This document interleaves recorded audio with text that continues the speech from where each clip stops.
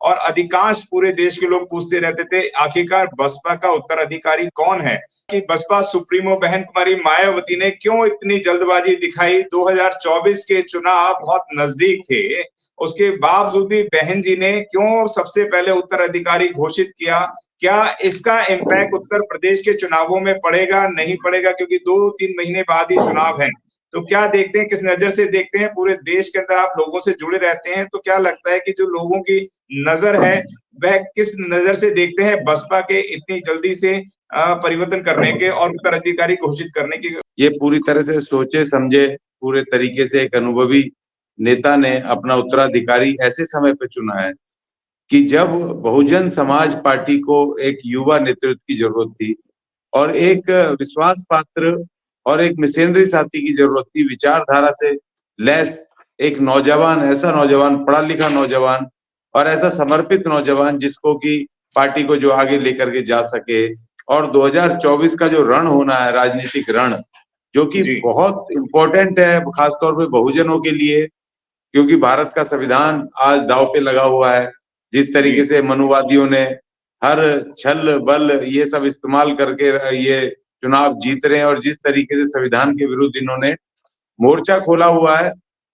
और वो बहुत जरूरी था कि बहन जी को इस वक्त बहन जी ने एक सेनापति, एक युवा सेनापति जो पूरे देश में 544 सीटें हैं, 43 सीटें हैं, जिसमें कि पूरे देश में कम से कम 400 से ज्यादा पिछली बार भी बीएसपी चुनाव में मैदान में थी सीटों पर, और इस बार भी कम से कम 400 साढ़े 400 सीटों पर मैदान में रहेंगी, क्योंकि बहन जी ने कहा हम अकेले लड़ेंगे तो हमें विकल्प देना, बहन जी ने प्रधानमंत्री बनना है और उसके लिए एक युवा सेनापति जो कि पूरे देश की पूरी पार्टी को कोऑर्डिनेट कर सके, लीडर्स को कोऑर्डिनेट कर सके और पूरे पूरे देश में भ्रमण करके पहुंच सके। एक तो इन्होंने जो ये विरोधी पार्टियां हैं इनका एक सामना करने के लिए एक युवा नेतृत्व को बहन जी ने सही मौके पर बिल्कुल दिया। और दूसरा उन्होंने, बहन जी ने जो अपने ही बहुजन मूवमेंट के जो गद्दार टाइप के लोग थे, उन्हीं लोग जो बहन जी को हमेशा टारगेट करते थे कि बहन जी घरों से नहीं निकलती हैं, बहन जी अब पार्टी नहीं चला सकती हैं, अब बुजुर्ग हो गई हैं, उम्र हो गई है, तो बहन जी ने उनको भी मुंह तोड़ जवाब दिया और उनको सबक सिखाया है कि क्योंकि सबसे ज्यादा नुकसान वही लोग कर रहे थे बुद्धिजीवियों के नाम पर, कि जो कुछ प्रोफेसर, कुछ एडवोकेट, कुछ ऐसे होकर के जो अपने मिशन के विरुद्ध और बहन जी के विरुद्ध बोल रहे थे, तो उनको भी ये उनका जवाब देना बहुत जरूरी था कि अब हमने एक युवा नेतृत्व और वो दे दिया है जो कि पूरे देश में अब गली गली घूम रहा है, पूरे नेताओं से मिल रहा है, पूरे संगठन को अच्छे से संचालित करेगा और इन मनुवादियों से सामने सामने की टक्कर लेगा। तो इसीलिए बहुत जरूरी था और सही मौके पे दिया है, कोई जल्दबाजी नहीं है। क्योंकि देखिए मान्यवर आकाश आनंद जी ने 18 वर्ष की उम्र में 2015 में ही पार्टी की सदस्यता ग्रहण कर ली थी और वो लगातार बहन जी के साथ संगठन के काम में और प्रशासनिक काम को पूरे किस तरह चलाया जाता है सबको पूरे अच्छे से सीख रहे थे। और 2021 के बाद तो बहन जी ने आकाश आनंद जी को बिल्कुल फोर फ्रंट पे मैदान में उतार दिया, खासतौर पे इन 4 राज्यों के चुनावों में लगातार 1 वर्ष से वो पूरे भ्रमण कर रहे थे, पदयात्राएं कर रहे थे, जनता के बीच में थे। अब बहन जी ने 45 डिग्री टेम्परेचर में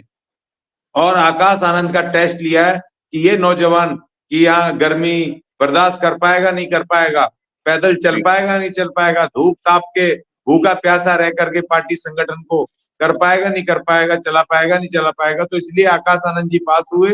उत्तीर्ण हुए और बहन जी ने सही मौके पर बिल्कुल सही समय पे जब जरूरत थी, बहुजन मूवमेंट को जरूरत है युवा, एक डेडिकेटेड युवा नेतृत्व की, एक सेनापति की जो विचारधारा से लेवरेज हो और जो कि विश्वास पात्र हो कि भागेगा नहीं, बिकेगा नहीं और हर मोर्चे पर बहुजनों का नेतृत्व करेगा। तो इसीलिए बहन जी ने पूरे अच्छी तरीके से अनुभव करके और पूरे सही समय पर आकाश आनंद जी को जिम्मेदारी दी है। मैं बहुत स्वागत करता हूं और मैं बहुत ही प्रफुल्लित हूं। कल से मुझे एक ऊर्जा मिली है कि हमें एक ऐसा नेता जो कि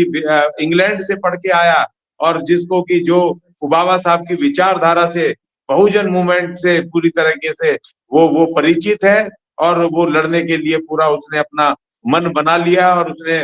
दिखाया भी है कि मैं लड़ सकता हूं पूरे दम खम के साथ। ना मैं बिकूंगा ना भागूंगा, ऐसा युवा नेतृत्व विश्वास पात्र मुझे बहुत खुशी है। और मैं बहन जी को धन्यवाद अदा दोबारा से कर रहा हूँ। सही मौके पर बहुजनों को आपने उनका नेता दे दिया।